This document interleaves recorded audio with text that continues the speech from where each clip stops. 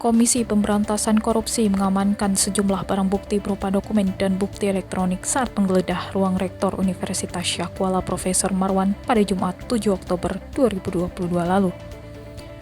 Penggeledahan dilakukan terkait kasus suap penerimaan mahasiswa baru yang melibatkan Rektor Universitas Lampung. Juru bicara KPK Ali Fikri kepada antiroaceh.com Senin 10 Oktober 2022 menyebutkan, KPK tidak hanya menggeledah USK tetapi juga memeriksa dua perguruan tinggi lainnya, yaitu Universitas Sultan Ageng Tirtayasa Banten dan Universitas Riau Pekanbaru.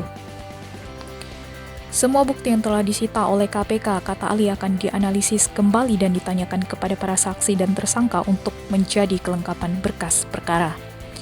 Sementara itu, Wakil Rektor 1 USK Profesor Agus Sapti mengatakan penggeledahan yang dilakukan oleh KPK berkaitan dengan operasi tangkap tangan Rektor Unila atas dugaan kasus suap dalam tes SMM-PTN tahun 2022.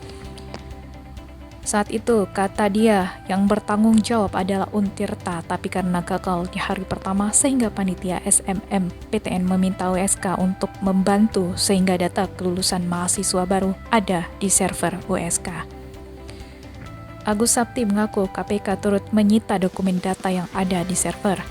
Tidak hanya di ruang rektor saja yang digeledah, tetapi ruang wakil rektor 1 juga turut diperiksa. Dan dalam berita acara yang ditandatangani olehnya, tidak ada temuan yang menjurus penyimpangan tindak pidana.